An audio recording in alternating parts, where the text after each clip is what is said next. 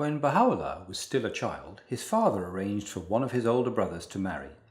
The festivities lasted for 7 days and nights, and on the final day there was a puppet show.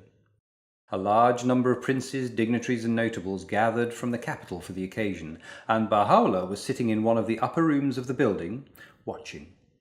A tent was pitched in the courtyard, and from it soon some tiny human-like figures emerged, crying, "His Majesty is coming, arrange the seats at once." Other figures came out, engaged in sweeping and sprinkling of water, and then the chief town crier bade the people assemble for the audience with the king.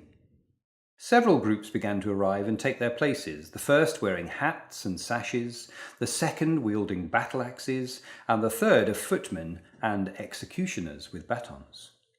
Finally, the king himself appeared in majesty and splendour, crowned with a royal diadem, bearing himself with unspeakable superiority and grandeur. Advancing with pauses, he proceeded with great seriousness to his throne. As he sat upon his throne, a surge of shots was fired, and the trumpet sounded. The king and the tent were enveloped in a great pall of smoke. As it cleared, the king was seen upon his throne, surrounded by a suite of ministers, princes, and dignitaries standing to attention.